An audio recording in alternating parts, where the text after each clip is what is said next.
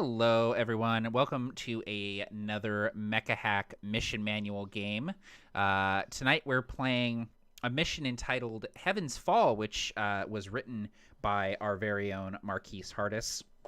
He was one of the amazing freelancers that we brought on for this book, and it has been a real joy to run some of the missions that they wrote. So tonight, got some good players here, obviously. Some people I've played with before, others I have not. I'm going to let them introduce themselves and talk a little bit about the mecha that they're playing tonight. While we are playing, if you're interested in checking out the Mecha Hack Mission Manual Kickstarter, you know the drill. This is the 4th mission that we've run. There's a link down in the description, so make sure you go check it out.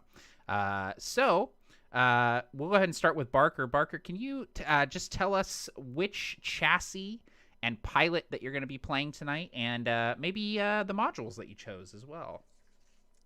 Oh, man. All right. Spoilers right off the bat. So the chassis I'm playing, everyone. My name is Barker, and I am playing a brawler chassis piloted by the new Pariah pilot.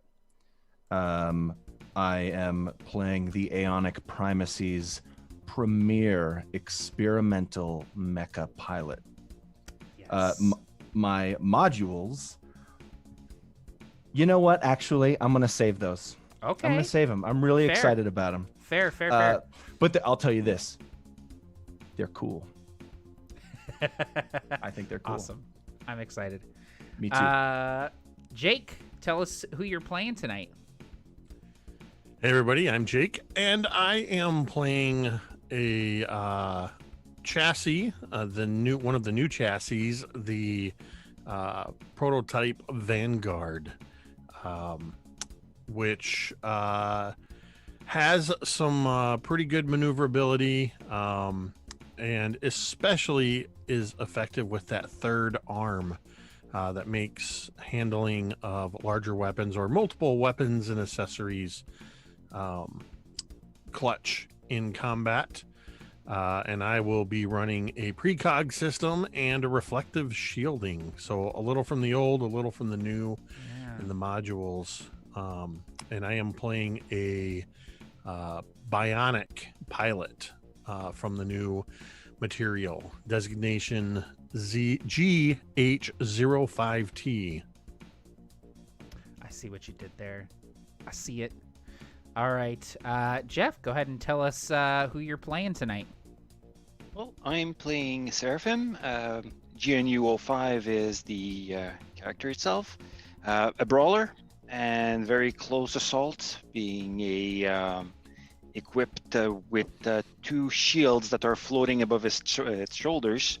And the idea is to be up close and personal to the enemy so that my fire team can then finish off things that I immobilized. Awesome. Yeah, I'm excited to. I technically in the book you can't take a module more than once, but Jeff was like, I really want to have 2 retractable shields, and I was like, absolutely, that sounds really, really cool. So, and then finally, last but not least, Nathan, go ahead and introduce yourself and tell us who you're playing tonight. Okay, I'm Nathan. I am playing a new chassis, the Colossus. So he's a big boy, and new pilot also the Vet. I took a micro reactor, which has some interesting rules for reactor dice, which will interact with the Vet pilot. Yeah. Interestingly, so I expect to be dealing out some highly unpredictable amounts of damage. Yes. Yeah, that's a pretty lethal combination, and I think someone recently did the math, and they figured out that if you do Vet with a micro reactor, there's like a 7% chance that you're going to overheat. So I mean, that's pretty low chances of actually overheating. So that is pretty awesome. Yeah, and then with the Colossus being able to dish out damage rolling max, that's really smart. So awesome. Yeah. Well, thank you guys for joining me. Again, link in the description if you're at all interested in checking out the Kickstarter. But otherwise, we're going to roll into the mission here.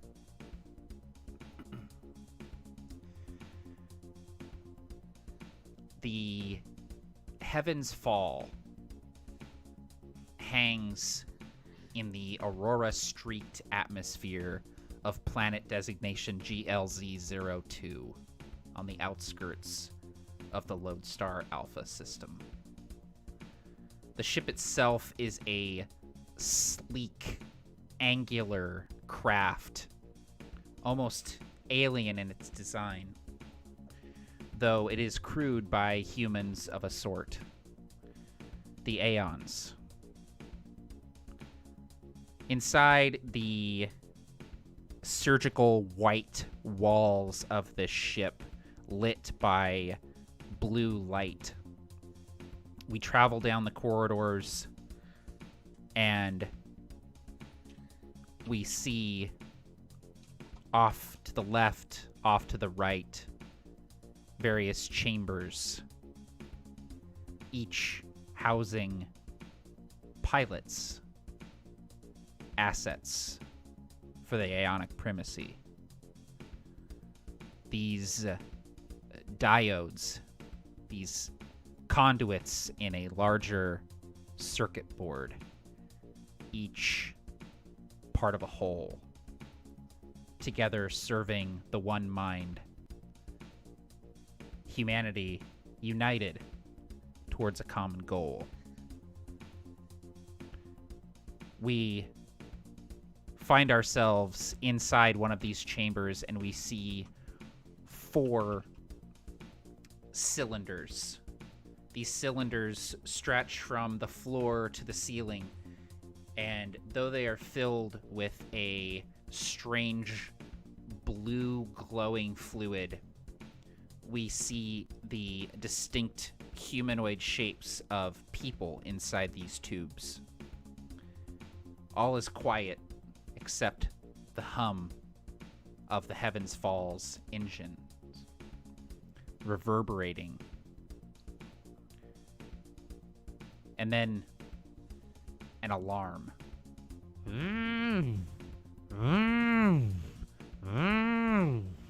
The blue lights dim, overtaken by red, as an alert is called. A screen on the wall reads, "Assets activating." The first tube, the fluid begins draining. Pariah, I want you to describe yourself and describe what we see as you emerge from your stasis pod. The silhouette of the person in there fools you.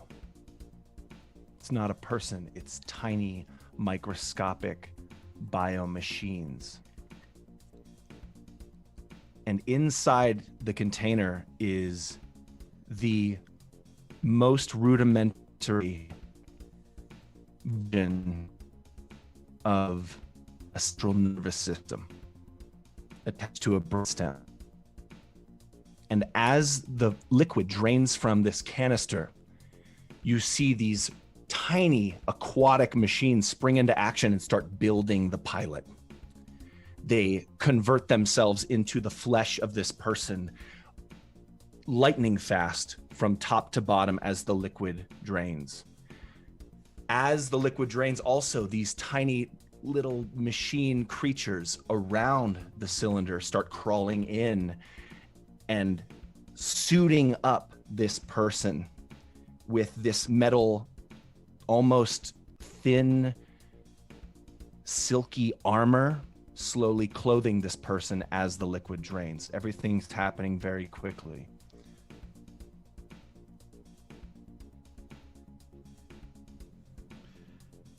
The second tube, the liquid begins draining. Shadow Spectre, describe what we see as your pilot emerges from the stasis pod.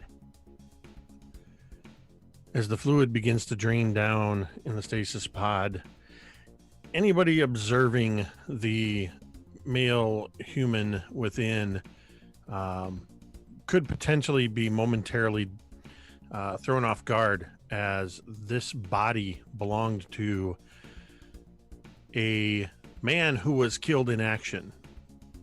evidence of the damage the body received during the destruction of the mech he piloted is evident in the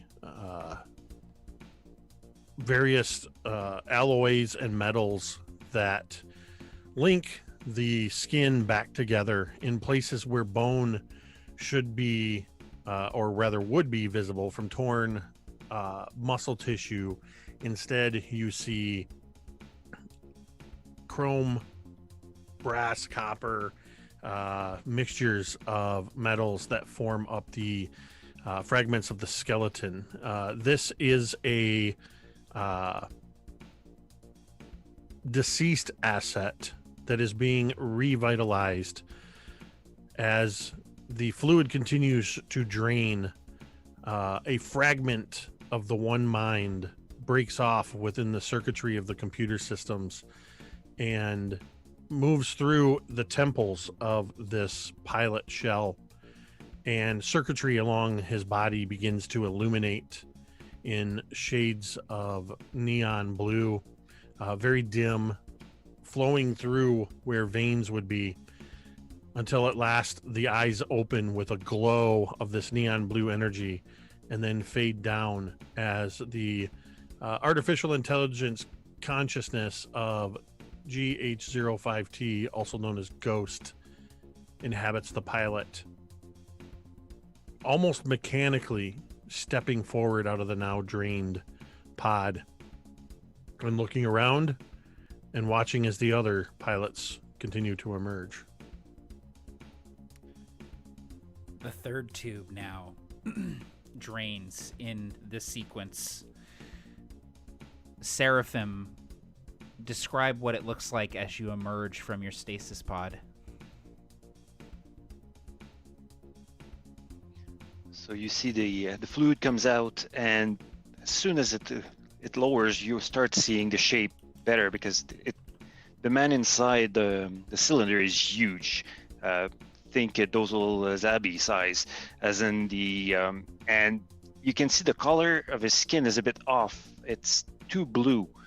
The idea being the system is not made for such a huge man, so there's a lack of oxygen in this in his body. But as soon as you see his eyes open, he takes the tube out of his mouth, and he takes a huge breath, and you start to see the color comes back, first through his face and then his chest, and it slowly goes towards his limb.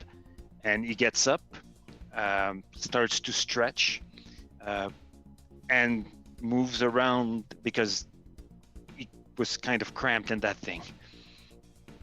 And he looks around to his fire team and at the screen, wondering why he's awake when the grand goal is to never have to be in flesh again. And finally, the fourth and final tube drains itself of this glowing blue fluid, revealing the fourth and final member of the fire team. Gladiator Zero, what do we see as you emerge from that stasis pod? So the silhouette inside the tube is roughly human shaped, but lumpy in places that you wouldn't expect. As the fluid drains down, the whole shape kind of settles down and slowly kind of settles into itself, and the fluid drains away, and you see that it's probably the oldest individual Aeon that exists, somehow older than the human body ought to be, but supported by assistive machines and bolted on or strapped on pieces of gear that's looks like half medical supportive gear and half data analysis telemetry, and as he kind of slumps down, as the support of the fluid drains away, all of the individual little telltale lights start to power up, and there's a subtle hum that develops within him, and he kind of stands upright as everything powers up, and he kind of lifts his body up off the platform. The fire team stands now assembled in this kind of ready room. All of you dripping with the last of this blue fluid that has been drained from the tubes. And the screen on the wall reads, "Assets activating." And in a flurry, through the neural link that you all share with one another and the greater Aeonic Primacy, you all receive your briefing. 3 days ago, a hub was destroyed. The Lattice network has been disrupted. Communication is delayed. We are being attacked by Neo-Dominion forces. Collision imminent. Please proceed to your Mecha and disembark. Engage with the enemy at earliest convenience. Sorry. That's such an email thing to say. I'm so used to writing emails. The primacy would say that. Yes, engage with the enemy at your earliest convenience, which is the email way of saying, please do this really quickly. They would start every briefing with "to whom it may concern." Yes, to whom it may concern. Yes. And then it said, in case you missed my last email. Yes, per my last email, kindest regards. You all receive all of this information in a flash, and it's you're still human, even those of you who aren't really human anymore. And so this dump of data, including the location of the hub that was destroyed, the number of attackers that destroyed it, the circumstances of your current situation, all of it is dumped into your mind in an instant. And it's almost painful to receive this information, but you are suddenly aware of everything that you must do. And as that data dumps into your brain, you also become aware of shuddering beneath your feet that is not normal. Cruiser fire, weapons hitting the side of the ship, bouncing off the shields. And all of you cannot help but repeat that phrase in your mind, collision imminent, and you wonder what that might mean. Who's the first to act? What do you all say to each other as you stand here and receive this briefing? Well, I'm gonna. So Seraphim looks about and goes, "Hey, that's not normal." And he goes to the screen and taps a few random spots on it, so that we can see a view from outside. You look out the window, you see this beautiful atmosphere streaked with these this kind of flickering neon auroras within the atmosphere of this planet of GLZ02, and this beautiful sort of vista that you see is broken up by the flash of cannon fire, and you see entering your field of vision, rocketing through the clouds of GLZ02, a massive Neo-Dominion cruiser. You can see that it's already sustained damage from the cannons of Heaven's Fall, but it is on a direct collision course with the Heaven's Fall, and you, with your machine brain, quickly calculate that the Heaven's Fall is not going to be able to move out of the way with how fast this cruiser is moving.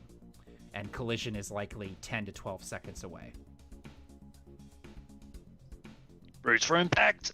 And I figured that as I say that, there's handles coming out of the ceiling. Yeah, they like so that we can emerge just as grab. you say it. Yep. Perfect. What's everyone else doing? The pariah always hates the part where the briefing enters because it's still in that point where her memories are coming back, and she, in those moments, fears that she's a machine. But then right after the briefing, she begins to get memories from even farther back, and remembers previous missions, and remembers in that moment that this isn't machine, this is life. These are thoughts, real thoughts, as these circuits inside her mind begin going off, and the screen, the blue of the screen, makes her already blue skin even more so. She says in like a Siri sort of corporate voice, she says, "Brace for impact. We should get to our mechs." And she begins running in the direction of wherever she remembers the hangar is.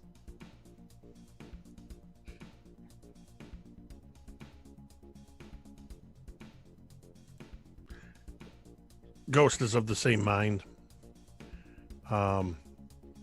Momentarily looking up the handle that drops down, not being troubled by conflicting thoughts of humanity. He knows that he is mostly machine, and accepts that. And he takes off at this alongside Pariah at a run that looks like it looks like a very stiff Tom Cruise run. But you're so fast, though. Yes. Pariah notices this, and she just glances at you, wondering. And I imagine the mecha aren't far.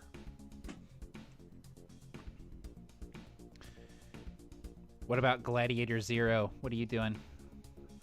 So this is the 27,000th iteration of a simulation or actual combat drop since the last time he's purged his operative records, so he doesn't sweat this one bit. The minute the briefing ended, he started running through his pre-launch checklists, and as soon as he was done, he starts sort of speed walking down the corridor in the most efficient, energy efficient gait that he can muster. Great. So all of you sort of spring into action very quickly, and as some of you move toward the hangar, as some of you brace for impact, this Neo-Dominion cruiser collides with the side of Heaven's Fall, and there is a sound unlike anything you've probably ever heard, this thunderous rending of metal, the very sudden collapsing of the shields that are designed to only repel energy weapons, not a ship careening through them. And as the shields flicker and die, themselves popping off with this sound like air rushing into a vacuum, the Heavens Fall buckles and very nearly splits in half. Micro-reactors along the sides pop and explode as multiple ruptures occur across both sides of the ship. I need everyone to please give me a mobility test. I might recommend that I am at disadvantage or something for running down the hallway instead of grabbing the handle. I think if anyone has advantage, it's just going to be Jeff, because I think he's the only one that grabbed onto a handle. So Seraphim, if you want to have advantage, you can do so. I'm large enough that I'm not moving. So anyone who failed, you're going to have disadvantage on your first test here, as you stumble, fall, get hit by debris, or are otherwise delayed getting to your mecha. So what does that look like, Pariah, as you fail this mobility test? It looks like Pariah is looking very much so at Ghost, and you see on her face she feels almost bad for Ghost, but she's not entirely sure why. And then all of a sudden, that's when this bridge that they're running on kind of buckles as the ship careens. It like buckles in half almost, and so she is thrown over the side, and her suit, these micro machine suit, that's gonna have to change. Enjoy it that one time. These these nanomites, they reach out and they cling in a flash to the railing, and she's saved and she pulls herself back up, but she struggles to do so. And Seraphim, at your vantage point, you're still kind of looking out of this window, and you see that right before this Neo Dominion cruiser collides with the Heaven's Fall, that Mecha disembark from the hangars of this Neo ship. They sort of fire out of the hangars to prepare themselves for whatever is coming next. So you know that there are enemies outside the ship. All of you feel this intense pull as the gravity of GLZO2 begins yanking the crippled Heaven's Fall toward the surface, and you can feel the ship buckling and breaking apart beneath you, even as you move through the hallways.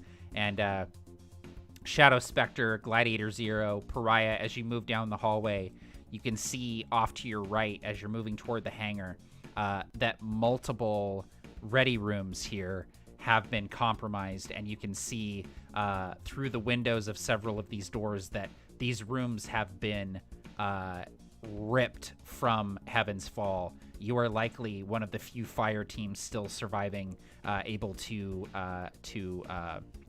what is the word? Scramble and get out of the ship aboard your mecha. So you're all able to get to the hangar, and as you move down the corridor and I imagine sort of slide down this ladder into the hangar, all of you feel the artificial gravity of Heaven's Fall faltering, overtaken by the intense gravity well of this planet. But you see your mecha there, and outside the hangar, you just see the surface of GLZO2 coming towards you a little too quickly. So I would like you all to describe your mecha as you get into the cockpit and prepare to disembark in this emergency scramble here. So let's go ahead and go in reverse order. Gladiator Zero, what does your mecha look like, and describe how you embark and get ready to deploy? Sure. Gladiator Zero is giant and made of sort of rounded shapes, no visible head, all bulbous, heavily armored parts, with deceptively spindly joints. It doesn't look like it really should be able to hold itself up. As the pilot, also known as Gladiator Zero, they are one and the same.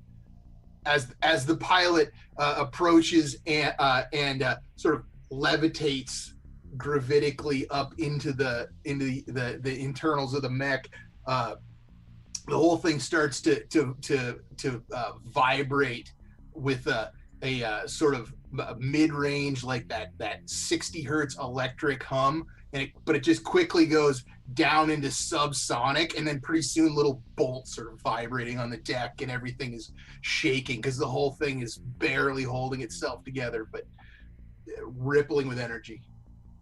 Killer. Very cool. Seraphim, what does your mecha look like? Describe how you get ready to deploy. Well, as large as Gladiator Zero is, and as large as GNU 5, my pilot is, I'm running toward a suit, basically, as in that thing barely reaches the hips of Gladiator Zero.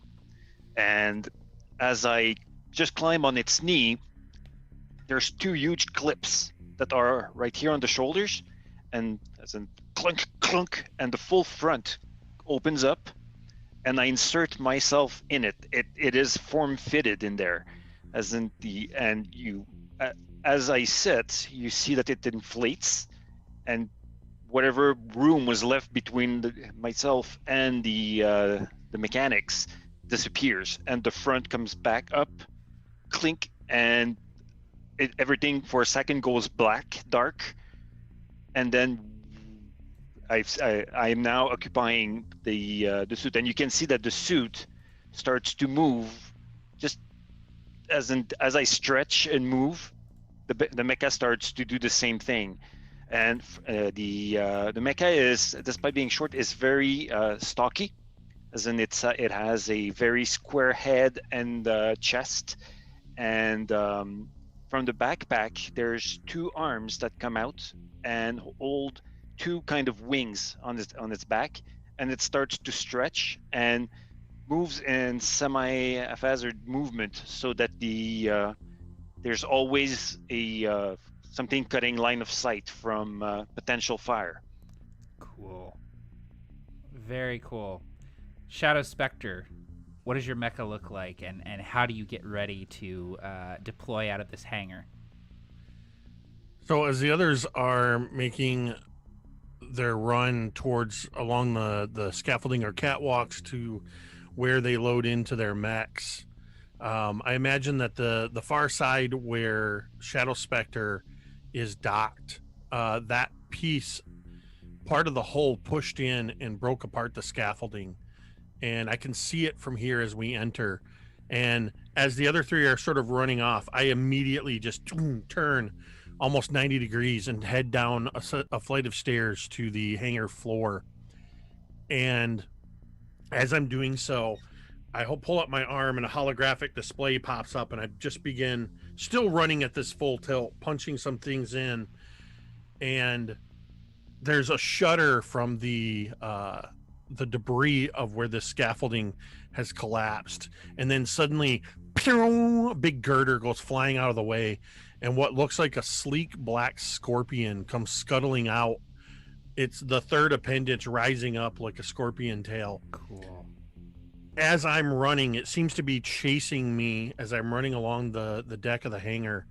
As it catches up to me, I just go like this, and the carapace sort of opens up and it envelops around me, and I'm instantly in the controls and begin integrating, and you can see that blue energy that runs through the circuitry on my pilot suit begin to flood through all of the controls, and you can see the readout of the reactor behind me. And at that point, the Scorpion, you can see, while it looks Scorpion-like, this is just its configuration for me to mount it. As you begin to see its sort of bipedal nature, and the bulk of the arms that look like pinchers are actually arms, as it begins to sort of unfurl and is now this mech that is in full sprint. Awesome. And finally, Pariah, what does your mecha look like, and how do you climb aboard? She gets to her part of the hangar where her mecha is, and she stands there stunned.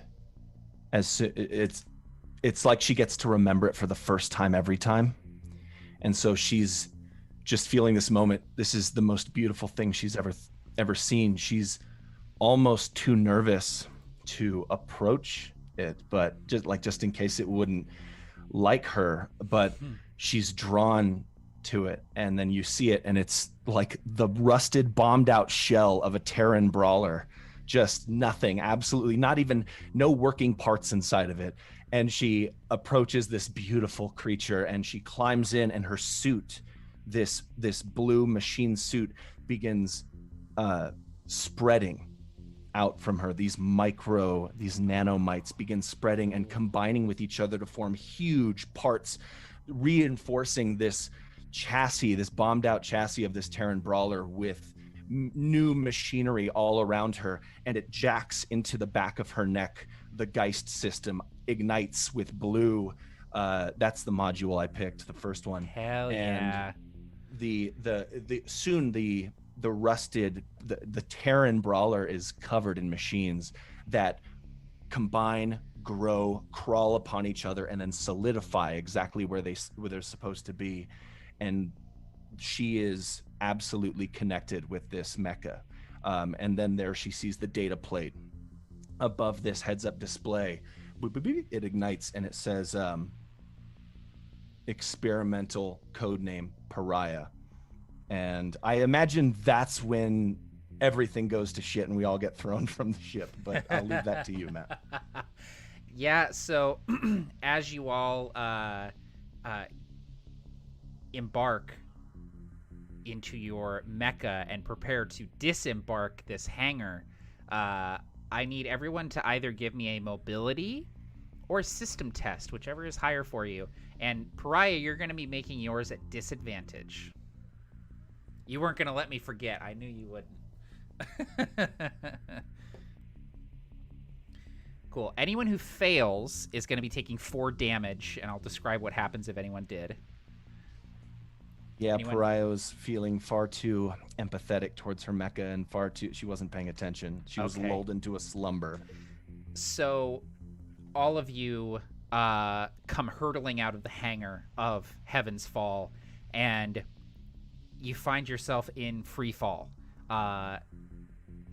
careening toward the surface of GLZ-02, the surface of the world, rushing up to meet you, and you already feel the intense heat building as you scream through the atmosphere. Anyone who's able to kind of turn and look back up at the Heavens Fall, you see the Heavens Fall bisected by this Neo-Dominion cruiser that has slammed into it. You can see that the Neo-Dominion cruiser itself is completely crippled, almost accordioned against the outer hull of the much larger Aeonic cruiser. And just as one of you might be thinking, the damage doesn't look too bad, the reactor of the Neo-Dominion cruiser goes critical, and there is a blinding flash of light as it explodes. And you see pieces, huge flaming chunks of wreckage of both ships screaming down after you, almost like meteorites entering the atmosphere. That 1d6 damage that you took, Pariah, is debris hitting your chassis, and you kind of enter into a spin, out of control spin, as you enter the atmosphere.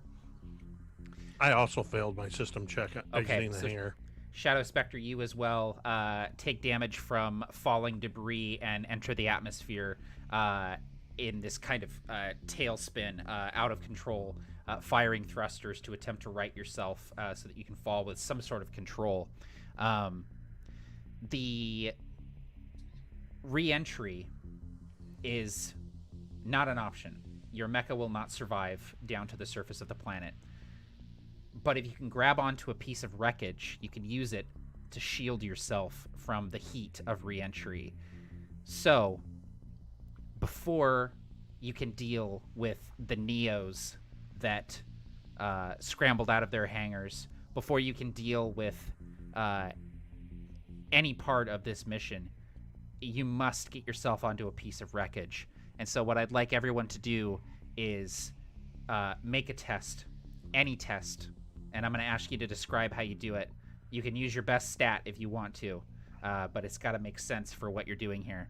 And once you roll, we'll go and see. I think Barker's not rolling well tonight, it looks like. I got dibs on the wooden door that looks like it could probably hold 2 mechs, but will only Perfect. hold me. Perfect. Can only hold 1. Yeah, perfect. So we'll start with Pariah. What stat did you roll? What does it look like? It's funny, you laughed. I succeeded by 1. By 1. That's why I cracked up, because it was like giving me a point. Yeah, it was like we'll give you a little bit as a treat. Right. We'll give Yep. you 1 success as a treat. Pariah is spinning out, and to be honest, the mecha is still building itself. It's not even finished. And so she has to apply all of her focus into the system that is basically symbiotic with her at this point, to stop the spinning out and find a piece of wreckage to grab hold of. And you see that she closes her eyes, and her entire face gets covered with these machines. The smallest, most basic version is a 3-legged spider with a single red eye, and the larger ones just are different evolutions of that. and they cover her entire face, and she just becomes this statue in the mecha as it shifts control. All of the vents begin blasting out one side, reversing the spin and landing her directly on a massive chunk of the hull. And you see that there are medical beds bolted to one side. This was like a part of a hospital aboard the ship, and she's just grabbing a hold of it with her mecha, careening towards the planet GLZ02 as the heat slowly but surely rises. Amazing. Shadow Spectre, did you succeed or fail on your test? I succeeded. I rolled a 2 Okay, let's on my describe mobility what happens. test. So I used a mobility test as initially getting out of the hangar. I imagine this piece of debris that struck me and then sent me spinning. At one point, Pariah and I probably bounced off of one another. I reflexively reached out and grabbed the first piece of debris that was flying by and sort of yanked at it, and it was much too small to use. And I begin sort of grabbing and pushing and pulling off, doing this sort of space parkour maneuver, pulling up along this debris of what turns out to be, ironically, the very scaffolding that belonged to Shadow Spectre. And I only know this because as I get up the wall, up along the length of these pieces of girder, there's a large metal plate that has a few cracks and pieces where it's rent away, where the scaffolding was, that still has laser etched into the steel my call sign Shadow Spectre for the berth. And I just grab hold of that. I imagine utilizing the magnetic connections that I would use for my shields, my shield, and just sort of my entire left arm just connects to it, curling in that third appendage like tail and curling behind it as I prepare for re-entry. Killer. Seraphim, did you succeed or fail on your test? I succeeded using Great. power. So as I fall, first thing is, as I see the ship start to explode, I put a tab on in the sub protocols to make sure that everybody managed to download to the hive mind, and wondering, I figure I can't get the result right away, but I would like to know how many of us managed to go back to the to Aeon. And as I do that, I'm going very physically, as in true power, as in you see my two shields start to rise, and I'm using this, and then with my arms too, I'm kind of using it as a wing to guide myself toward one of the big pieces of debris. And as I land on it, I rip a part of the walls that were already asunder, and I go in. The idea being that I'm not a huge mech, and what's special about what makes it so solid, despite the fact that it's small, is that I've got experimental metal for its outer layer. So as I go inside, you can see that part of the armor actually buckles in. One of the reason why it's solid is because it can bend a bit. So I end up in a room, and so this is what protects me as we go in. Very cool. Awesome. All right, Gladiator 0, success or failure on your test? I succeeded, rolling a 2. Wow, very nice, guys. Very Yes. nice. Okay, what does it look like as you grab one of these pieces? So I was rolling a power test. Cool.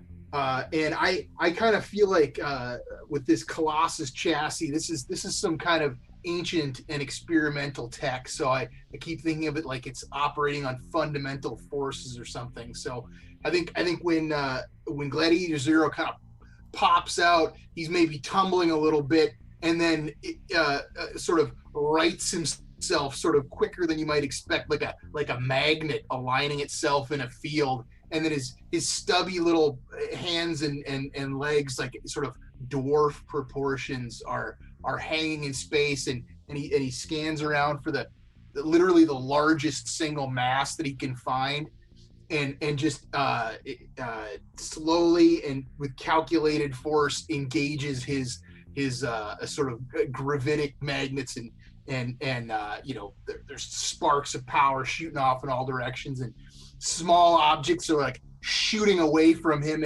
at escape velocity because they're just too close to the reactor, and he slowly settles down like 1 foot taps down on this giant piece of debris, and he settles down and sort of sinks his stubby little fingers into it as he braces to ride this thing down to the ground. Okay, very cool.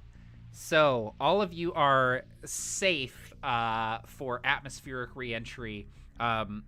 You feel the intense turbulence, the incredible amount of drag that you're experiencing as an object that is not intended to go from space to the surface of the planet, not inside a ship. But you've all managed to secure yourselves to these pieces of your ship, the Neo-Dominion ship that crashed into you. And as you all ride these pieces through the aurora streaked atmosphere of GLZO2, you receive more data. All of you receive it in an instant, downloading into your mind through the lattice network that is connecting all of your mecha as well as yourselves. Heaven's Fall was carrying experimental gravtech. That gravtech survived the collision, but will not survive re-entry. Your mission is now to secure this gravtech before it hits the ground. There's a ping on your radar, beep, beep, boop, where the gravtech is located among the wreckage. And as all of you are receiving this information, preparing to act, you hear and a wing of Neo-Dominion interceptors comes screaming in behind the wreckage. And Pariah, as you're like holding on to this piece of wreckage, one of the interceptors sweeps down and transforms, and a Neo Mecha crashes onto the wreckage with you and draws out a sword and prepares to fight you. Let's roll initiative. So initiative, mobility, or system, whichever is higher for you. If you succeed, you go before the bad guys. If you fail, you go after. And Barker, if you don't mind, I might put you in charge of initiative, if that's okay. Do not mind. So go ahead and give either a thumbs up or a thumbs down for Barker so he can get initiative there. Cool. All right. Everyone succeeded. Everyone's going before the bad guys. That's great. Cool. Do I still need to keep track? Nope, that's fine. Now I know. now everyone goes Nope. first. I take my job very seriously. Yeah. So you make sure you tell me. Unless someone wants to act out of order, which is totally fine, we'll just go with the left to right order on the screen here. So Pariah, you get to act first. This Neo Mecha has transformed out of its interceptor mode and has sort of like crashed down onto this piece of wreckage.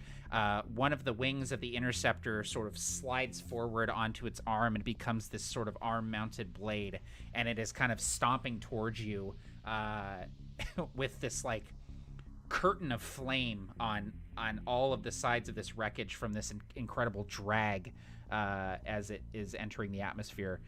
What would you like to do on your turn? The systems that have engulfed Pariah put all auxiliary power into thrusting the right hand of this mecha forward, and she does like a what do you call it? Barrel roll 360. She does spinning 360s across and lands on further down in this medical bay near where this like big console was, where all these different patients could be kept track of and whatnot. And she just destroys it by landing on it. But she dodges this mecha that's now coming towards her. The outer layer of her mecha finishes building, and these large 5-legged spiders with blue eyes are kind of crawling on the outside, and she unleashes these funnel drones that just begins that jump off of her mecha and begin just swirling around her. And that's the use action. I'll let you know at the end of the turn when they activate. But the mecha like morphs, these machines, these nanomites, they morph into a massive handle that ignites with this bright blue axe, and she stands in contest with this opposing mecha. Is this one of the interceptors you said? Yeah, so one of the interceptors that transformed. So this is a Veriform mecha that you're tangling with here. Awesome. She thinks, your mistake for transforming. And she runs toward it and begins to and swings down with this laser axe at it. Killer.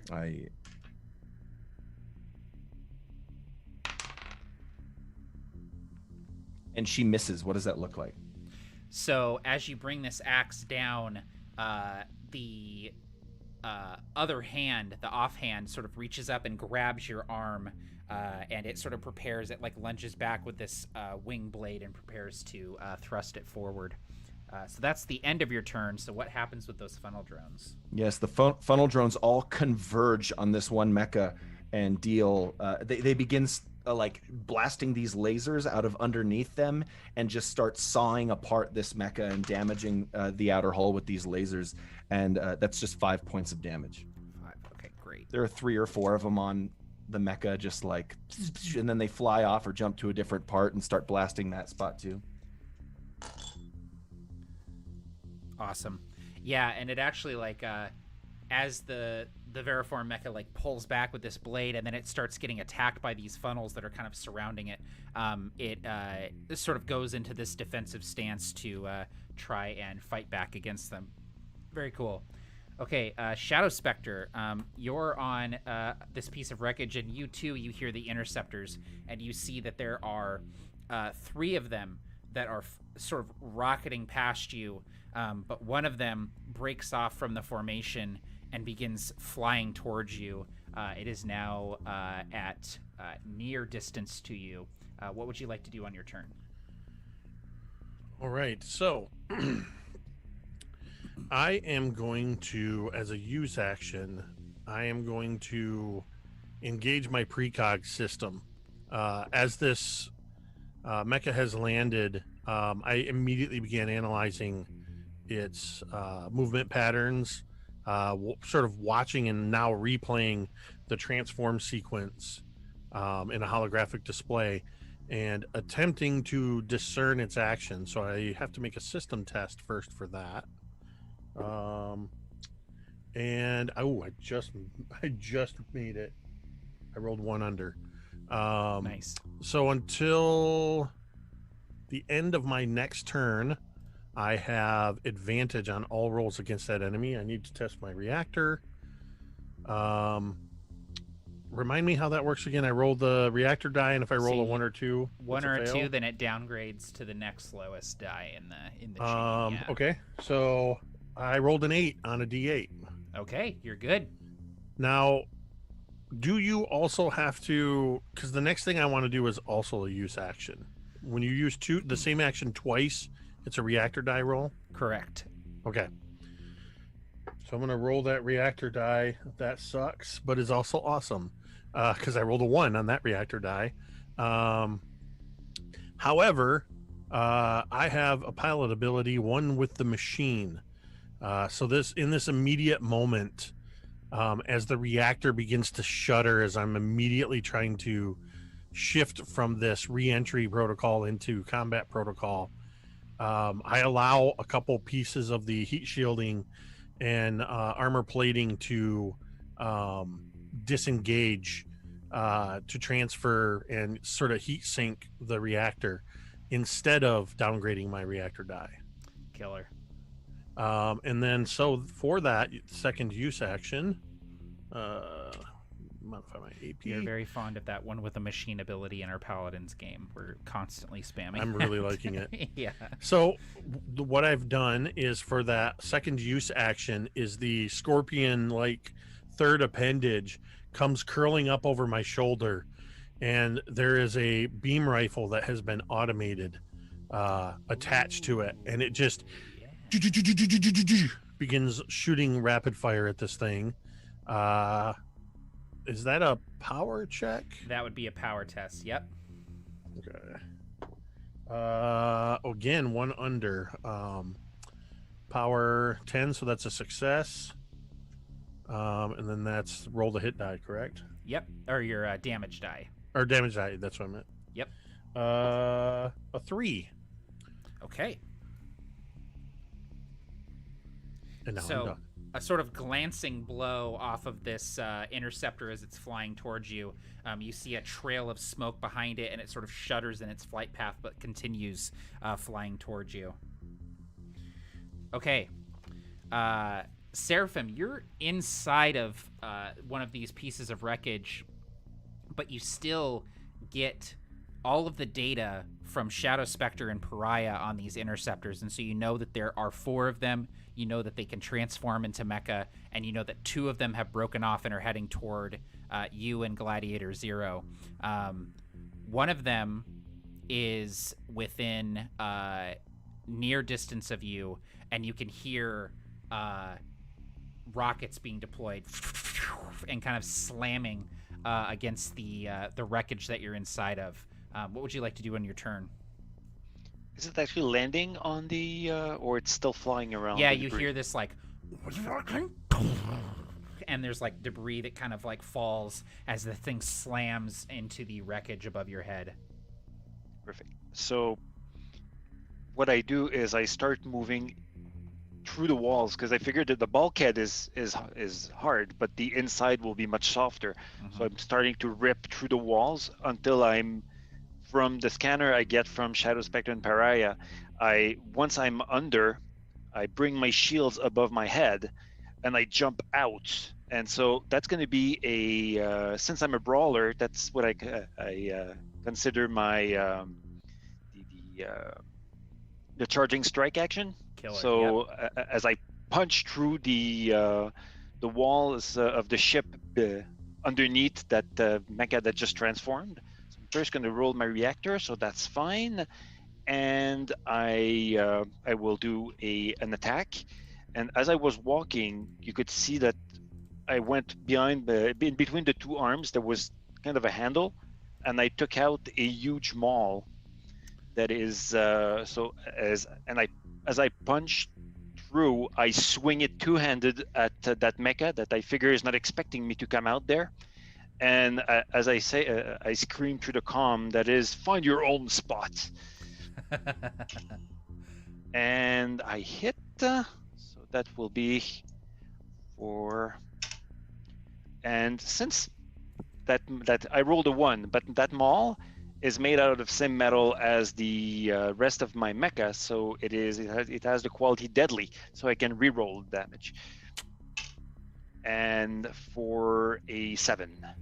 That's a lot better than a 1. Mm-hmm. Killer. So you swing with this maul, and bits and pieces of this mecha just come sort of shearing off of it as you just collide it with this immense piece of metal. And then I believe you still have an action as well. Yep. Yes, and I figured that now it's a bit surprised to see me there.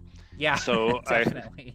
I will, as I swung first, I will come back with the second attack, which also hits.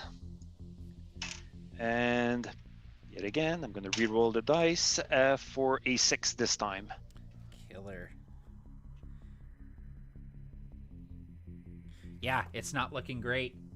You actually take off one of the arms. So, like, the first hit sort of weakens this shoulder joint, and then you just come back and swing again. and the arm just kind of rips out of the socket of this mecha and kind of goes. It passes through the field of fire and just immediately evaporates in the atmosphere. Just like it just turns into ash. All right, Gladiator Zero, you're on your own island of wreckage here, careening toward the surface of the planet, and you too see one of these interceptors, and as it approaches, it transforms and sort of lands right next to you. This wing blade slides forward onto its gauntlet. What would you like to do? Okay, so this is like near, it's close. It's right by me. Yeah, it's close to you. Yeah, it's right next to you. Okay, so I'm gonna like inside the cockpit. You see, there's little wrinkled little fingers tapping these sort of surprisingly grimy buttons that look like they've been there for 500 years because they have been, and that initiates battle mode. Yeah. And the vibration intensifies and probably small objects start breaking around him. So that's I guess I got to roll reactor for that. Yeah. Yes, you do. Okay. For battle mode. Yeah. I rolled a 3, so that's all good. Yeah, you're good. And I'll just let that be. I can re-roll. I think I can re-roll any reactor roll. With the With the micro reactor. micro reactor. Yes. Yeah, Yep. micro reactor. So I could theoretically have re-rolled that or whatever. I'm not going to, but Yep. Okay. So we enter battle mode, and then I'm going to attack him with I'm calling it my gravity hammer. It's a heavy melee weapon, and it's hardly even a hammer. It's a gravity generator that was mounted in his little pot belly that he sort of levitates out in his hands, and he sort of uses his stubby little fingers to levitate it up and slam it down into his opponent. So I think that's just a regular is that power? That'll be a power test. Yep. Yep. That is a success. 8 under 16. D8. Oh, 7 damage. I'll take it. Nice. Adding the D4 for battle mode as well. Oh, I did not add a D4 for battle mode. Another 4. So it's 11 Killer. damage total. 11 total. Yes. Yeah, pieces just come flying off of this thing. It kind of staggers backwards from the sheer force of this attack. Okay. So. Hey, Matt. Yeah. It's time for the bad guys to go in the initiative order. Thank you, Parker. I really appreciate that. I was going to let you guys just go again, so I really appreciate you jumping in there and letting me know.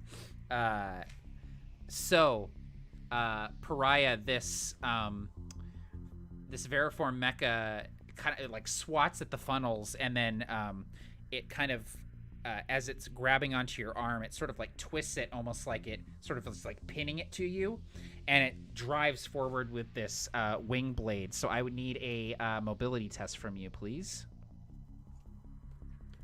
The arm that's twisted for a moment, it puts this immense pressure on Pariah, but she feels this strange empathy through the machine. Basically, she is the machine.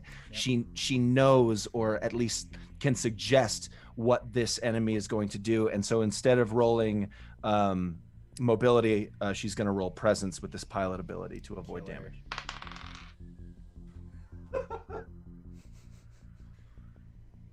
Man, I'm using you in the next Provokers game. That's a 20. No. Yeah. Okay. So tell me what that looks like. So you're going to be taking 8 damage. Okay, and I have and with the critical damage, you'll also do a reactor roll. Cool. So I'm going to use strange empathy again. No, actually. So wait, because I am in the Geist system for this reactor roll, I'm also going to use presence right? Yes. Yes, yeah. The Geist Yep, system Geist allows system, you yep, to okay. roll Whew. presence instead of rolling a reactor. Yeah. Understood. Okay. So she's just buckling down. Oh my God. It is a 20. No way. I rolled 2 20s in a row. Oh no. The stupid. Okay. I mean, this isn't. Oh, you can't do this. So, what does that Geist system do if you fail that presence test, Parker? This this enemy, this Veriform Mecha, twists the pariah's whole arm off, and that dissolves in one moment the pilot pariah's arm as well. So she screams out in this agonizing pain as her limb is just removed, as she is just a mirror of the Mecha and vice versa. Killer. Okay, so that'll be a reactor roll for you because you failed that presence test. Oh, yep. And I take damage, right? Yep. You'll I take- take yeah. D6 damage. You'll take d6 damage on top of the 8 damage that you took from the critical damage on that from that first Yep. strike. I only took 1 damage there. Okay, and I just took 2 more from the D6. So that's a total of 3. I'm doing pretty good against myself in the damage. Let's roll this reactor roll though, huh? Whew, that's a 2. That means it downgrades. No, it doesn't. I thought. Yeah. Oh, it does. 1 or 2. Listen, did I mention this whole thing is experimental? Yes, The it the is. Pariah project was very under the And deal. the Okay, experiment so is it's going a- horribly awry. We needed more so- prep time. Yeah. So this this Veriform Mecha, it has your arm pinned. It kind of rips it off of the frame, and then you feel the wing blades slip in between the armor plates, severing conduits, and dealing this pretty severe amount of damage to Pariah. This does not bode well for the field testing, Pariah. Yeah, as you instantly upload like the battle data from this, like they're just like everyone back on Aeon Prime is going, this isn't going well. No, see, I think she's really feeling it, especially more than other Aeonic primacy, because of the recent hub destruction, the recent the lattice removal in the area. All of this was much easier previously. That makes sense.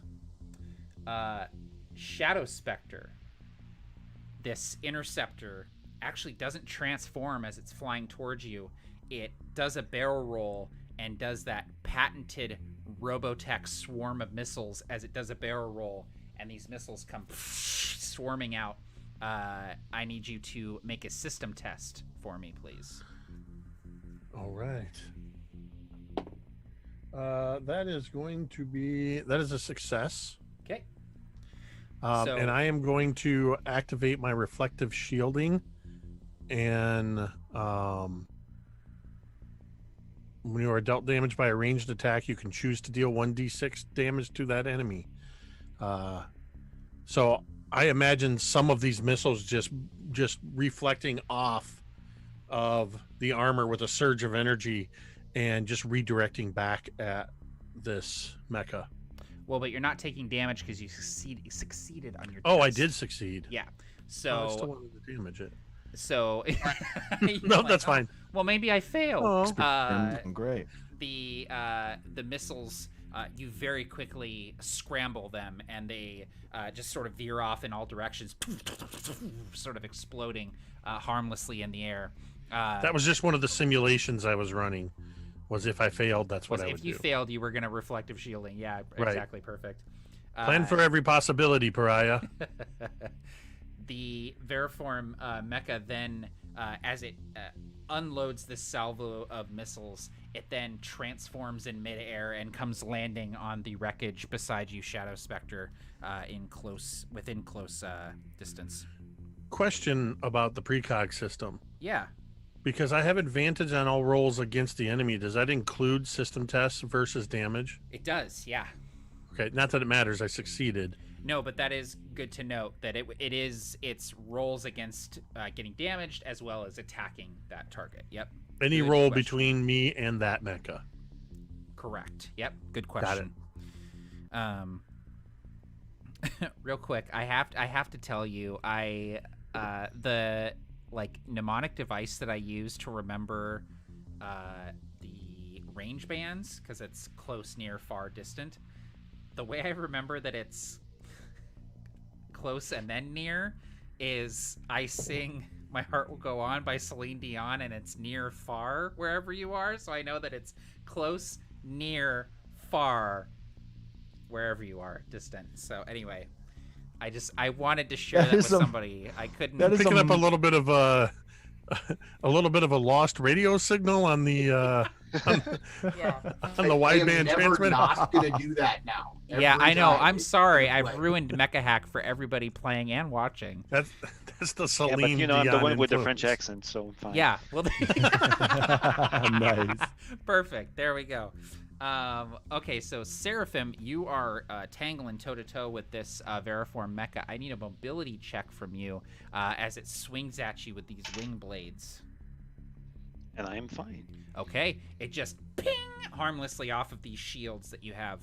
And then Gladiator Zero, I need a mobility test from you as well as this Veriform Mecha swings with the wing blade. The battle mode is making me a little too stiff to avoid the blow. Okay. I roll at disadvantage and failed. That is going to be 5 damage coming at you. Luckily, Oh, battle I mode will allows just- you to reduce that. Oh, yes, indeed it does. I will reduce it by 4. Okay, And 1 take damage. 1. 1 whole damage coming at you. Ow. Chips the finish just a little bit. Adds one more minuscule dent to the meteoric iron out of his outside. Yes, exactly. Before we go back to the top of the initiative, the Gravtech, all of you see it on your scanners. You're aware of where it is. It's this bundle of crates that is sort of flipping end over end toward the planet's surface, and anyone who's watching can see the heat building as it plummets toward the surface. There is a kind of a snap as one of the crates breaks loose from the group, spins wildly, and pops. It explodes.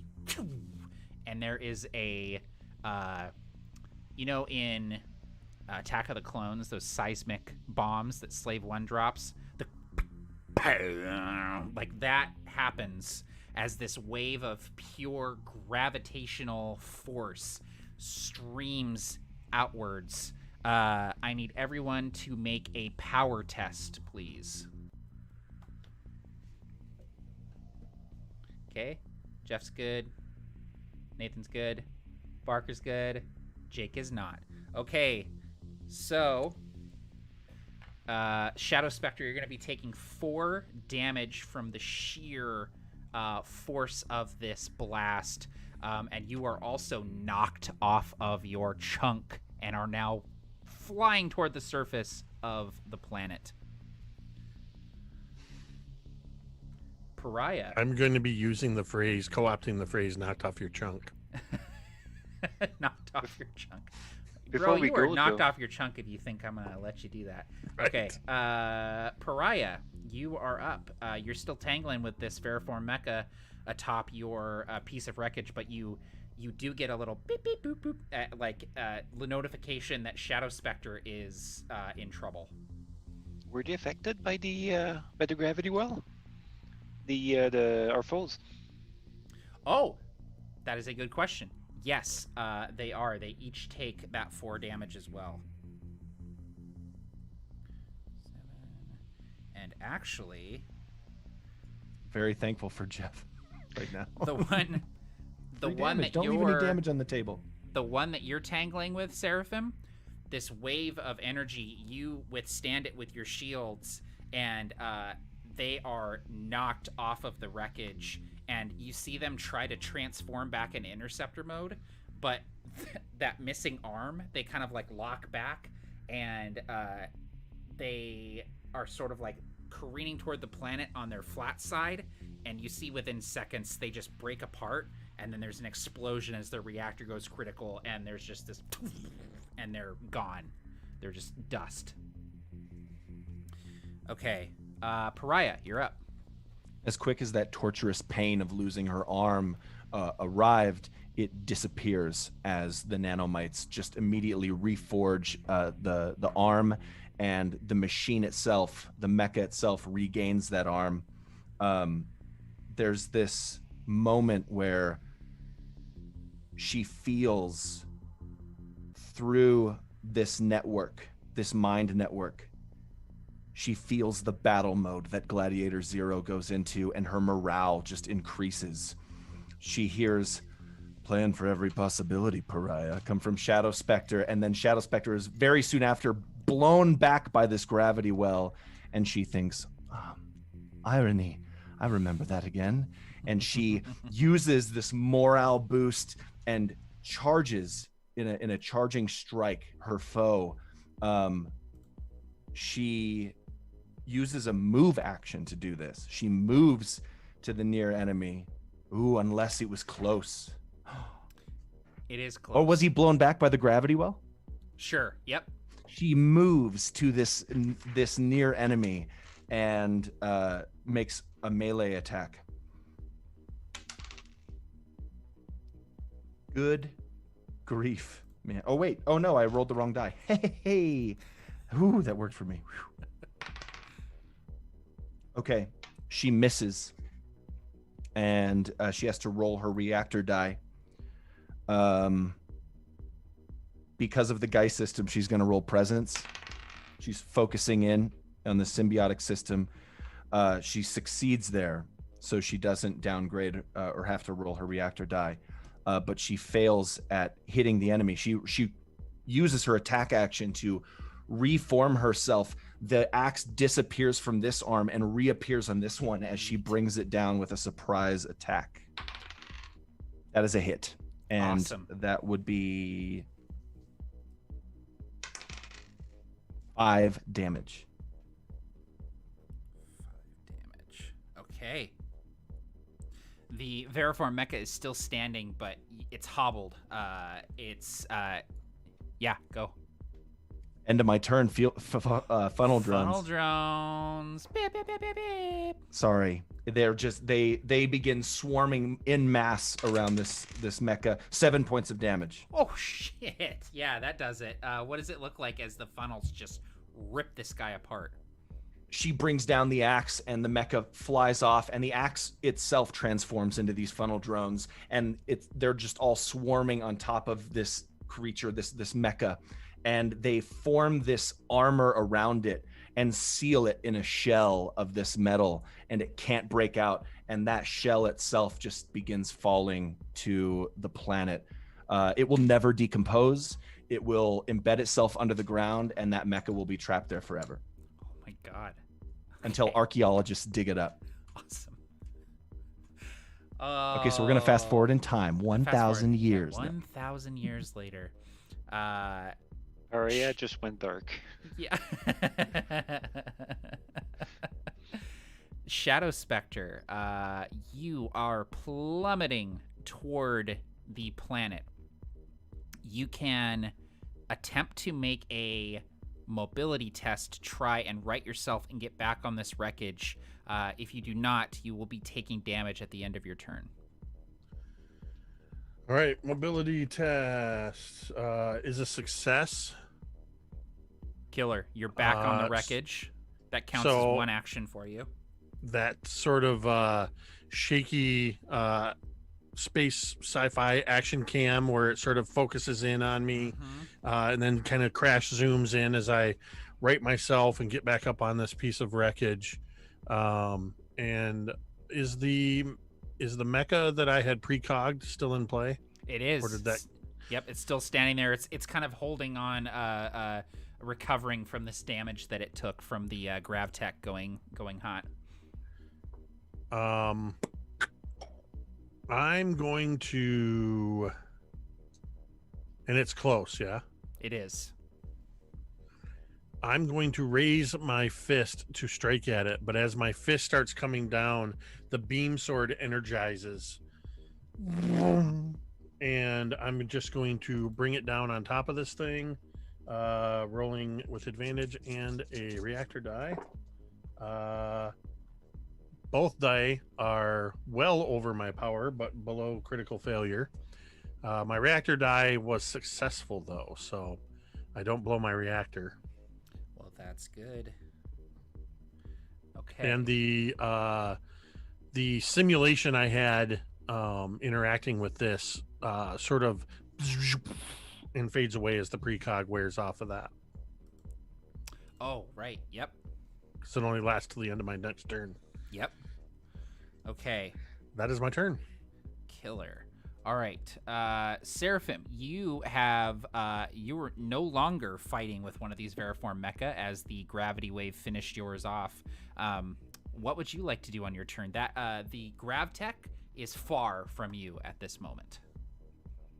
All right, so as I see that Pariah took care of his foe, and I just send him a quick message of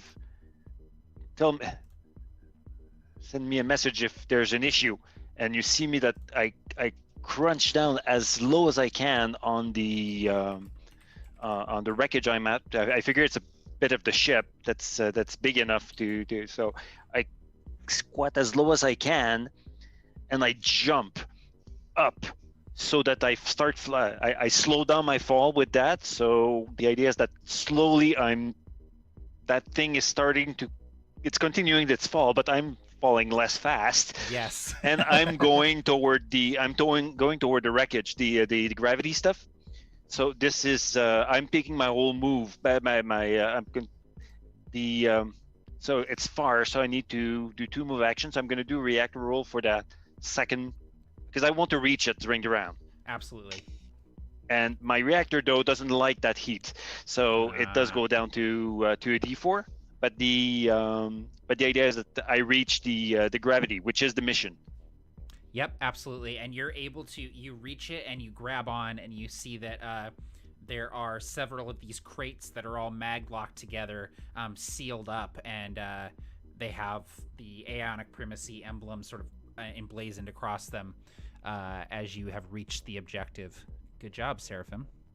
The way I see it is that I'm under, and my shields form a blast shield behind me, so that, but there's still a lot of heat, so that's why my reactor doesn't like it. Yes. Yep, absolutely.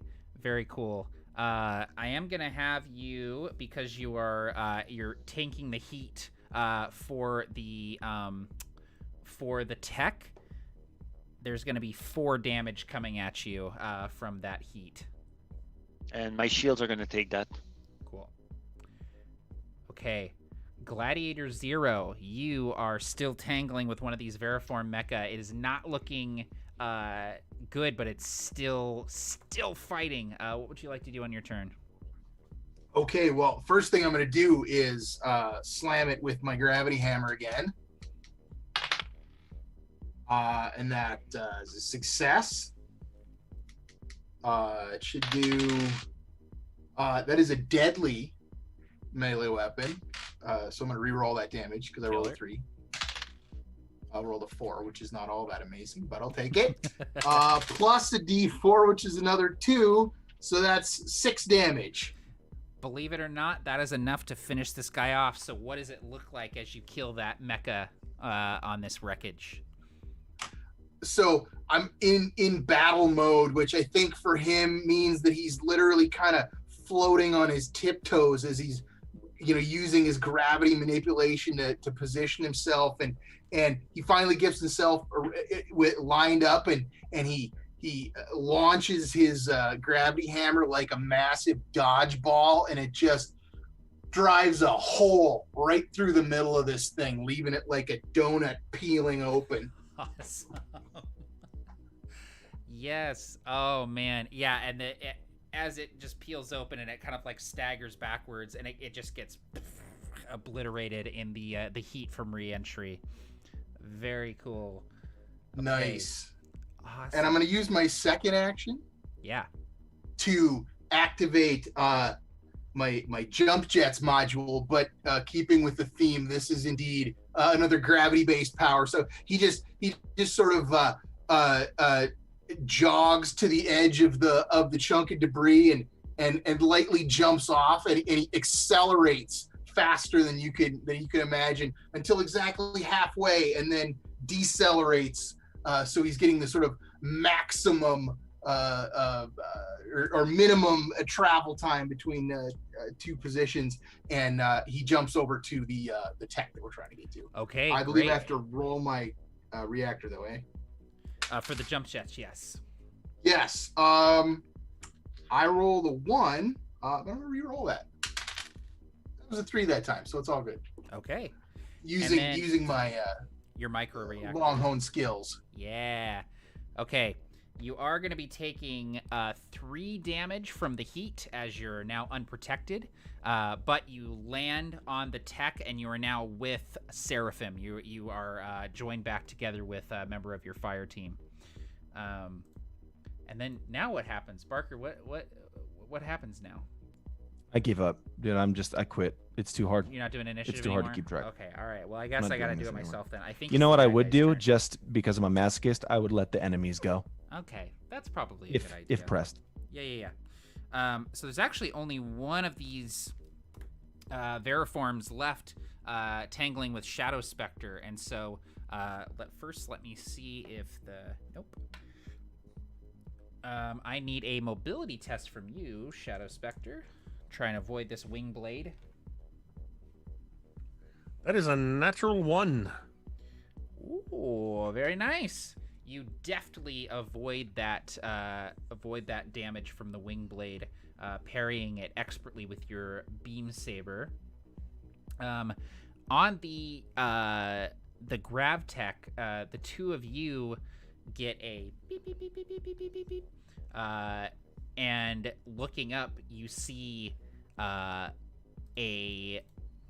this like almost like a pod kind of rocketing toward you, and as it reaches within far distance, the pod opens almost like a blossoming flower, and the plates dislodge and fly free, and you see within the pod there is this massive Neo-Paladin mecha, state-of-the-art, hurtling toward you, brandishing weapons, and as it reaches far distance from you, it is going to loose some shots from this bolt repeater. So I need a Seraphim and Gladiator 0 to give me mobility checks, please. Good. Okay.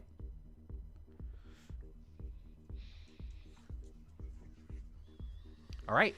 So it brandishes this weapon, and it fires off these bolts with exploding tips, but you manage to either knock them aside or destroy them before they reach you in flight here.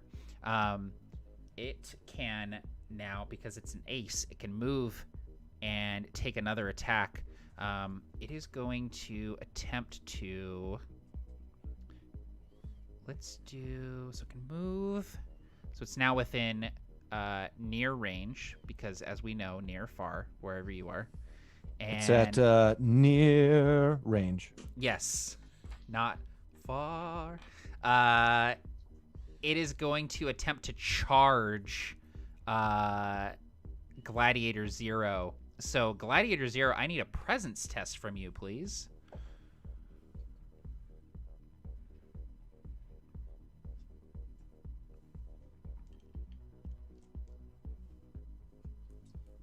I'm sorry, I pass. Okay, so this thing engages its thrusters and sort of flies towards you, a sword in one hand and the bolt repeater in the other, and you move aside as it slams into these crates hurtling towards the surface, and as it rights itself, you see that it's just this like heavy knight-like armor with almost like this T-visor, almost like a crusader helmet atop this thing.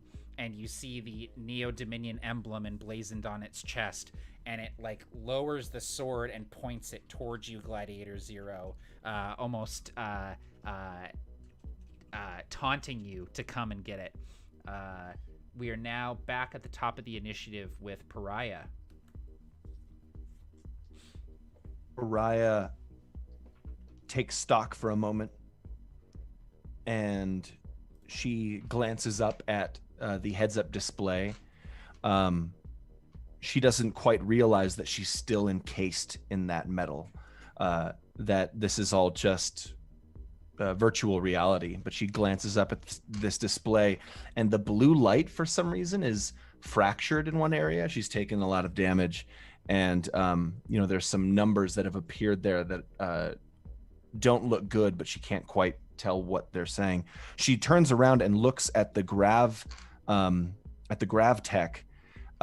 Seraphim, how well does it look like you're holding onto this and protecting it? How stable do you look? Well, the way I see it is I'm under it, and I'm slowing it. I'm trying to slow its fall. Mhm. So, and as I see Gladiator Zero, my intention is to eventually pass it on to him because he's much larger. So he's not gonna need the shields to cover the heat and protect it, because he's such a huge machine in the first place. And he seems to, he's able to kind of turn midair, which I can't. All I can do is dive and speed up. So right now I've got both of my hands on the side of the crates, but the intention is to grab the head of that mecha as it's pointing its sword at Gladiator Zero.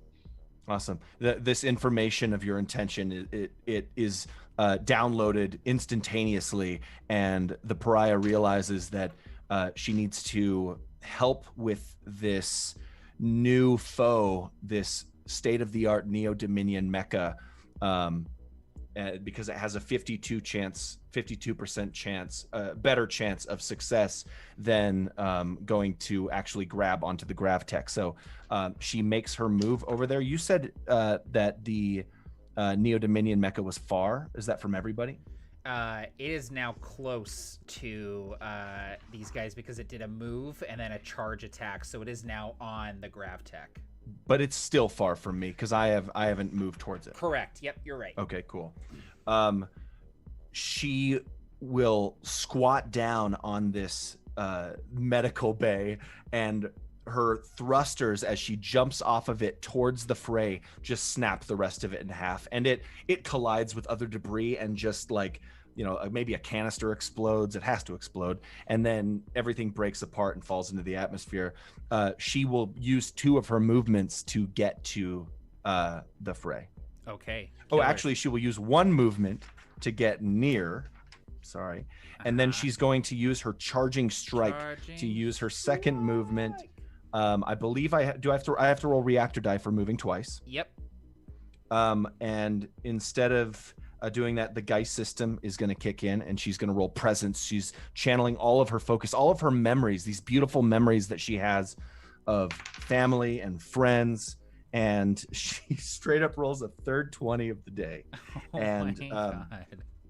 She begins to see her friends in these memories fizzle out a little bit. The data fries and the memory gets fuzzy, almost in a visual way, but also she forgets certain parts, like certain people's faces and whatnot. She takes 5 points of damage, and she is still able to melee attack, and she is going to do that. She will hit with the melee attack, which is just absolutely what I needed for my spirit. And she will deal 4 damage with this axe. And she has to roll her reactor die, and she is going to. It's a D4. So does that mean 1 and 2 I overheat, right? Yep. Okay. Watch this. I bumped to the microphone. Watch that too. She sees her entire family Christmas or whatever holiday sort of gathering, a festival in Lodestar, right? We're in Lodestar Alpha. And she sees all of it just freeze and glitch, and all the parts of the picture move and static and disappears, and her entire mecha, all of the machines just stop and they freeze in this shell, this auto shutdown feature of these nanomites has her now floating through space, I would say, because everything has stopped moving as she overheats. Okay, so overheating, you're gonna lose your next turn, and actually I have to look. I haven't had someone overheat in a while. Yeah, so you'll lose the overheated condition at the start of the following turn, but your next turn you're gonna lose as you have to vent the heat and try to recover. Yep. Okay, cool. But you're up on the grav tech, and you did deal some damage to this this paladin that's up there. Shadow Spectre, you are up. You still have a Veriform Mecha on the piece of wreckage with you, and there's the paladin up far distance as well. What would you like to do? So, as Pariah takes off, launching off of this platform and sort of breaking it apart, inside my mecha, my head just turns a little bit, and I say into the comms, "Oh, don't worry, Pariah. I'll take care of this one." As everybody has left me to deal with the last remaining Veriform, I am going to attempt to strike it with my beam sword, making a power check. Can't tell if that's a 6 or a 9. Doesn't matter. They're both a success. That's going to be an 8 on the damage die again. That and then is enough to take this guy out. What does it look like? As the beam sword fires up, or continues firing after I had previously parried that wing blade, I sort of power it down. I do the lightsaber trick and I power it down, let the wing blade pass by and repower it back up, and just give it a twist and sever through the plates on this mecha, severing into whatever pilot may be on the inside. And as I prepare, the attack action is just that, correct? It's just an attack action. Yep. I'm gonna do a use action as I look at everybody else dealing with the tech and this paladin, and I am going to, which is it? How's that go? I am going to downgrade my reactor die as I start dumping energy from the reactor into my damage potential, as the reactor begins to the reactor will begin to sort of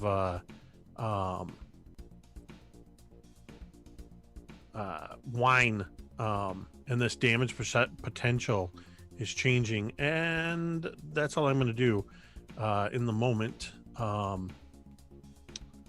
as I was trying to do something cool and it's not working. Here we go. Here we go. Yeah. So as I change the dump into the reactor, look at that. so my reactor die is now downgraded to a D6, but my damage die upgrades to a D10. Killer.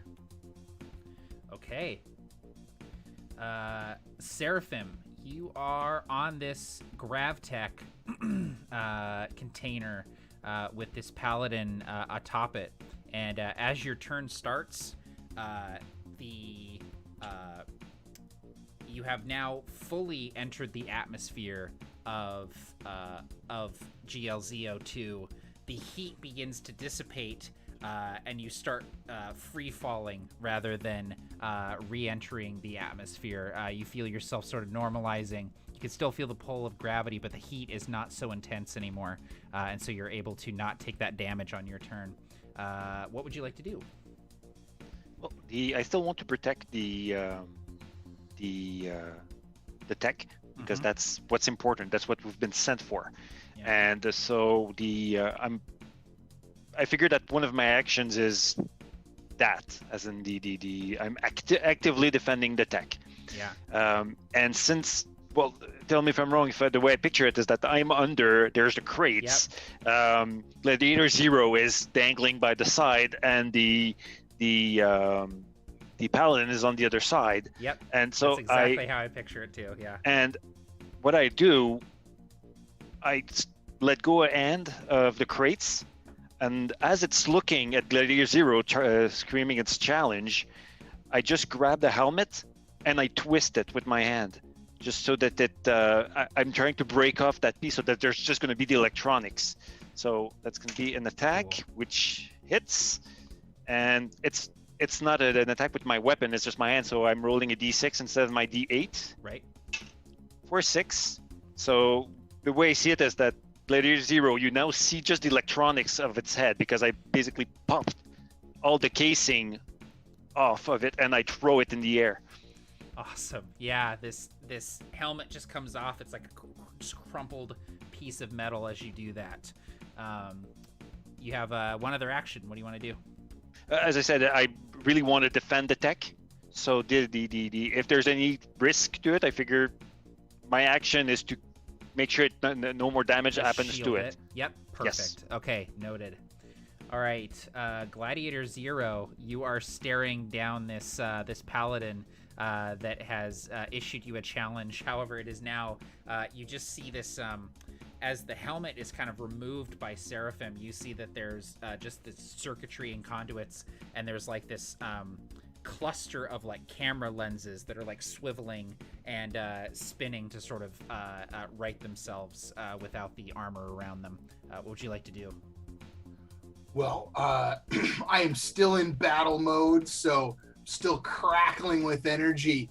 I want to help Seraphim, but I think the best thing I can do is to defeat our enemy as quickly as possible. So I will attack it with my gravity hammer. And that will be a fail. So I imagine I push it out and just miss connecting with it. But I am relentless, and so I will attack for a second time in the round. Succeed that time. Oh wait, do I? Oh, I keep forgetting to do this. Is right on? Is that a success or fail? Right on is a fail. It has to be under. Fail again. I was right on a 16. So rolling like Barker over here. Yep. But the stress of it all makes me roll my reactor die, which should be a downgrade because I rolled a 1, except I got that micro reactor. I quickly tune some settings up and roll a 3 again, so I'm okay. Killer. Awesome. Nice. Okay. Cool. All right. The Paladin is going to make 2 attacks, one against Gladiator Zero and one, unfortunately, against the overheated Pariah. And you're going to be making that roll with disadvantage, Barker, since you're overheated. So it's going to strike out with this massive Lodium broadsword that you can kind of see that the metal kind of shifts where it needs to, the weight of it balancing itself perfectly with every swing. And so I'll need mobility or power tests from both Gladiator Zero and Pariah. And Pariah at disadvantage, obviously. Mobility is my worst score, and Strange Empathy doesn't make sense because I'm in this weird shell mode. So I'm just going to roll horrible odds. 1 and yeah. My first roll was a fail, and my second roll was a 1. Oh. So they're not rolling poorly; they're messing with me. They are messing. Trying to mess with me. Yep. And then, how did your roll go, Gladiator Zero? So you said mobility or power. Or power, And yeah. I'm at disadvantage on mobility because of my battle mode. So I decided to roll power and just take the blow. Yeah. But I rolled an 18 anyway, so I miscalculated. Okay, so you are both going to be taking 9 damage as it swings with the sword one way and then comes and swings in the other direction. Lightning fast, way too fast for something this size. Okay. Can I go first, real quick? Yeah, so it is your turn, Pariah, and I was going to have you just describe what happens as you're venting heat, but I imagine that you have something else to say, so go for it. Well, sorry, hitting zero in hit points. Is that a, can I just have full narrative control over what happens to her? Go for it, yep. I'll be quick about it. She's at the holiday of the Restore, which is celebrated with the decorating of doors. And she's with her family in this hibernation mode. And her mother begins twitching while hanging up in ornamentation, twitching. And then she becomes a different mother and a different mother and a different mother and just starts cycling through people as the flesh around the pariah begins to dissolve back into those aquatic nanites. You see that her flesh turns to machines that drip down, and her bone underneath turns to machines that also drip down as she begins to disconnect from the suit. Experiment failure, experiment failure, experiment failure flashes on top of this virtual screen in front of her. And then she realizes in this one final moment before the suit abandons her that none of it's real, that she was never real to begin with. And she has this moment of clarity when she realizes all of these memories are fake. This tremendous horror. And she just stays in there forever. As the suit begins forming back into a mecha, it drops this central nervous system and brainstem down into the atmosphere below, and it burns to ash, and it flies away to the nearest Aeonic Primacy port. Because the hub was destroyed, it won't find it. It'll just fly and fly and fly until someone takes it. Amazing. Awesome. Sorry, team, I Spectre. tried. All of you feel this. All of you, because you are linked with both Pariah and the One Mind, and all of Aeon, you all feel Pariah's presence leave the fire team. You feel the horror that she feels right before she blinks out forever. Shadow Spectre, it is your turn. How far away is the paladin? Far from you.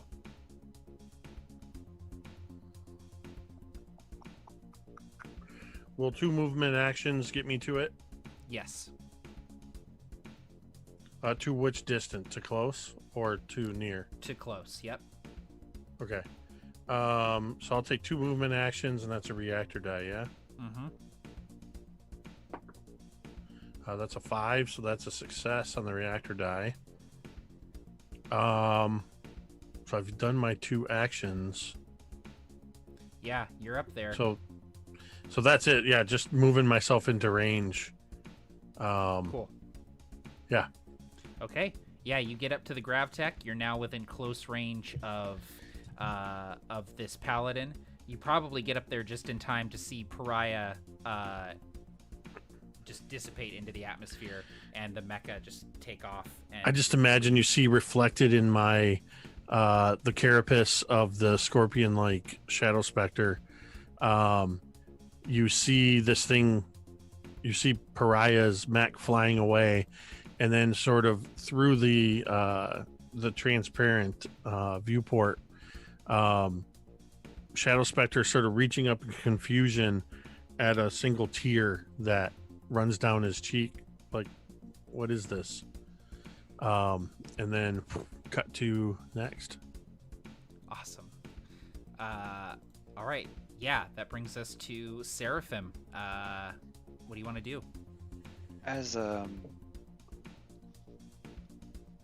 because I had still had this stab from earlier, connected and making sure, because I wanted to make sure that everybody reached the one mind, because this is the ultimate goal. This is what I was born for. I basically close my eyes and look at, imagine a reversed matrix kind of thing, as in it goes up instead of down. And as I open the those threads, you can see kind of a line of DNA that is coded through this. And as it's starting to fade, it is because Pariah is connection. Its connection is slowly going. I'm trying to back it up, so because it needs to reach whatever is left of it will reach the one mind. So this is my first action, as in I will try and save something out of it. Yes. I know that this is hard and we will lose because there's already so much loss, but part of it will reach and stay with us forever. So that's that's the goal of. And as I do this, I reopen my eyes and grab behind me yet again that mace, and I look at that paladin and say, because I'm small, you're not to forget me. And I swing at its midriff, because and I try to hit it, which I do, and there we go. So I'm not gonna reroll a 7 for a 9 damage to slamming with that maul. Yeah, you just slam into the side of it. It was not expecting this attack from you, Seraphim, and as the mace slams into it, you actually see a couple of like explosions in the side of this thing as you rupture a couple of critical systems. And you do feel Pariah, a piece of Pariah, something.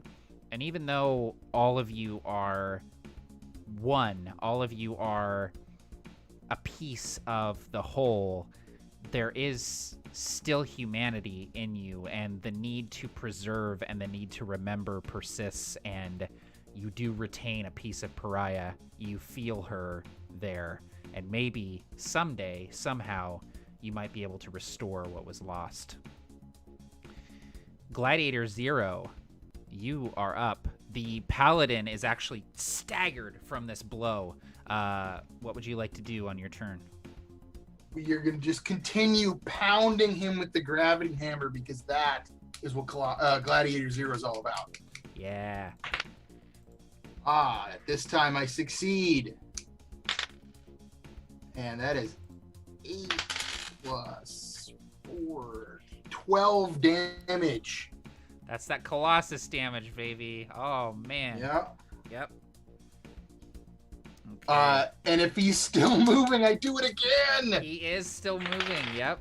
Just barely. Okay. That's also a success. Ooh, that's also good damage. That's 9 plus 13. 13 damage, sir. And I got to roll my reactor. And I roll max on the reactor, which is going to be kinetic reactor damage. Indeed. Oh, man. Energy bursts out from all of his joints and everything. The atmosphere ripples around him, and he does another 4 points of damage. The assault from Seraphim, the follow-up attacks from Gladiator 0, the paladin staggers backward. There's nothing but the sound of the rushing wind as you remain in free fall. The paladin falls off the edge of the Gravtech, and you see them just break apart with the force of the free fall. The armor plating shears off, limbs fly outward, and the last thing you see is this gleaming camera lens as it just shatters into pieces, and the paladin disintegrates into debris. I would like for each of you, starting with Shadow Spectre, to narratively tell me how you reach the surface of the planet safely with this gravtech. Shadow Spectre, go ahead. Seeing that Gladiator Zero once again got to take all of the Colossus versus Colossus glory. Even though I was in the backfield charging up my reactor, or rather charging up my power to deal with it, just to get one shot against it. Instead, I used that modified power, and I redirect my course to the falling Gravtech. As I do so, I power down my beam sword. The third appendage, that scorpion-like tail, inserts the beam rifle into an opening on the back panel, and all of a sudden, all of these panels, as I reach the Gravtech, sort of flare out like airfoils, and I just my whole mech just. And that third appendage reaches around, and with my arms, I grab hold of the Gravtech to funnel that extra power diverted from the reactor to help Seraphim maintain control of this Gravtech, as I'm on top, acting as sort of an air brake, using 3 points of contact to decrease this thing's momentum. Awesome. With that, Seraphim, how do you further aid in getting the Gravtech safely to the planet's surface? So the way I see it is that now that we're slowing down, I can open up my shield so that it's slowing us down as we and also the draft from Spectre, as in we're going down and Gladiator Zero is kind of floating to the side. I slowly use my shield, moving them so that we slowly reverse that situation, so that the Spectre is under the boxes, and I guide the boxes toward Gladiator Zero, and so that I extend a hand and grab one of the arms from Spectre, and we hug Gladiator Zero, so that my shields and the expanded back of Spectre provide as much cover for the crates as possible, so that Gladiator Zero may have a chance to activate this grav stuff so that he slows us down. Killer. Gladiator Zero, bring us home. How do you get safely to the planet's surface? So everybody else kind of arrays themselves around, and Gladiator Zero just sort of casually he exits his battle mode, so he sort of regains his dexterity and his ability to move nimbly, and he kind of lightly grips this whole thing in his stubby little limbs, and activates his gravity jump ability, and turns up every setting inside in the cockpit. His little wizened little hands are flipping every little switch, and turning up the microreactor to basically activate this gravity jump for the entire group of all of them at once, and he just slows it down slowly as they reach the surface, until it just kind of crunches into the ground. You are on solid ground. The three of you, stand upon GLZ-02. The debris from the collision above rains down like meteorites, slamming into the surface of the planet. But the three of you stand victorious, and all three of you receive the same transmission. Mission accomplished. Stand by for further orders. And the last shot we see is the silhouette of these 3 mecha with this grav tech between the 3 of them, and this landscape of fire as pieces of the cruiser just come hurtling down in the distance, sending up plumes of debris and fire as the 3 of you stand victorious. And that is where we will end our mission. 2 hours, almost exactly, baby. Yeah, I'm getting pretty good at this. Nice. All right.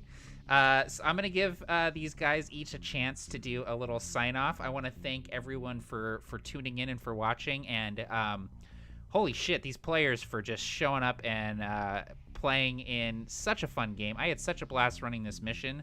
Marquise wrote a really, really fun mission. This was probably one of my favorites that I've run so far. So thank you for writing that up, Marquise. So Barker, R.I.P. Pariah. Go ahead and do your sign off, buddy. No, Pariah will soon awaken and be with her memories and feel grateful to not be afraid as another mission briefing downloads into her mind or something. Or you know what? Maybe Seraphim will turn these machines into like armor and like for this cool like mobile suit. Anyway, this was really awesome, and I very much appreciate running this game. No one here knew that I had horrible internet issues today, and I kept waiting. Truly, at any moment, everything could shut down. I have no idea, but yeah. It hasn't, and everything's looking golden. Thank you so much for running this game, Matt. Thanks all these other players. That was a lot of fun, a lot of really cool back and forth. The one thing I will say, you said, Matt, you're getting really good at this 2-hour thing.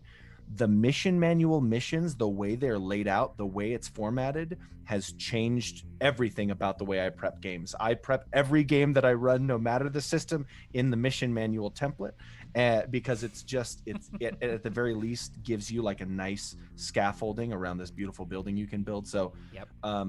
Yeah, the mission formatting, in my opinion, is the best part of the book. The fact that you get to play these cool missions in Mecha Hack is even better. So thanks everyone who's kickstarted it. Thank you guys for playing in this game. Matt, thanks for running it. And thank you, the bandwidth of Moriarty. Thank you so much for sticking it out one night. We're all in your debt, Moriarty. Thank you. All right, Jake, go ahead and do your sign off. Yeah, this was awesome. As I said before we started, this is only my 3rd time playing Mecha Hack, and I know I have more on the horizon because Mecha Hack is one of Dwight's 2 favorite things to run over on our Big Bearded Nerd channel.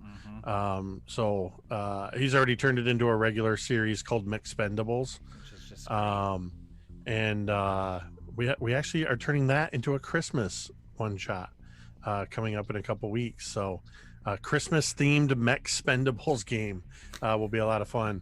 But yeah, I actually enjoyed this. I enjoyed getting to play with this group, with Jeff and Nathan, a couple people I've never gotten to interact with before setting up this game. So that was really cool. I really like these new mechs. I like that the new mechs, the new pilots, and the new just everything that you're continuing to add to what is such a pick up and go system. That it's ironic that I haven't run. I think I was one of the first people when you first came out with Mecha Hack to create a promo art for a one shot and a campaign that I never ran because I just never ran Mecha Hack. Now is the time, Jake. One day, I'm being pressured to run my Sword of Damocles adventure mission. So keep an eye out for that. But yeah, this was awesome. Thank you everybody for just an awesome session. Awesome. Thank you, Jake. Jeff, go ahead. Well, I want to first thank you everyone for the great game. As in, I developed the mecha so that it would be a let's go in everybody's face and smash people, and I turned into defending and protecting stuff and keeping the faith at for so that we don't lose our pariah, and so just shows that even though the system is very simple, it's what you do with it. I have a game with friends that this is a system we've been using for a few months, and even on campaign it works. So it's not just for one shots. They maybe I'm using the system to play Space Marines as an Astartes, and we're having a blast. So the reskin it as you want. It's fun, and for me, it's a return to role playing, because for the longest time, it wasn't a part of my life anymore. The last 20 years, I've been investing more into SCA and the fighting and such. But the last year has been rough, so we can't meet and fight. So getting to see people and play and keep the dream alive. This is what we need. So thanks, Awesome. guys. Yeah, thank you, man. It's always a pleasure playing with you, and I'm looking forward to our Gundam game this weekend as well. All right, and Nathan, finally, it was a pleasure playing with you, man. First time we played together. Absolute pleasure to have you at the table. Go ahead and do your sign off. All right, thanks a lot. Well, thanks for everybody for playing, and Matt for running this, and Yeah. I had a great time. I've actually played a lot of Mecha Hack, well over a dozen games, I'm sure. Some of them with Jeff, and they've all been really a lot of fun. In fact, Mecha Hack was the first game I ever ran online for anybody years ago when it came out initially. So I've been really enjoying it. I think the Colossus played exactly how I expected him to play. And that last round was excellent. It was everything I could have hoped for. So that's real cool. That damage was insane, man. Yeah, how much did I end up doing total in the end? So you did, in that last attack, you got it was at 19. It got up to 31, and then 44, and then a total of 48 damage after the kinetic reactor went off. So yeah. It's just like in 80s shows. It was 56, so we had to end the show. Yeah, that was the end. The miraculous, everything blew up. Yeah, I found this to be actually really inspiring. I want to keep playing this Mac. Actually, I really enjoy this guy. Awesome. So I'm looking forward to reading the rest of the content on the Kickstarter. So thanks a lot. Absolutely, man. And thanks everyone for tuning in and for watching. I have one more of these games to run. I'm so proud of myself. I set out to run 5 of these games, and I have run them every Friday without missing one. So our final mission is going to be next week, on within hours of the Kickstarter ending. So we've got 7 days left on this Kickstarter. Really hoping to just push it as far as we can, and next week we're gonna end it with a bang and run a final mission here. So thanks everyone for tuning in, for continuing to tune in for these games. And if you like these missions, I'm running 5. There are more than 40 in the book, so there are a ton of these things. So definitely go to the Kickstarter, check it out, and run them at your table. So thanks everyone for tuning in. Take care. Happy gaming all, and we'll see you next time on A Fistful of Dice.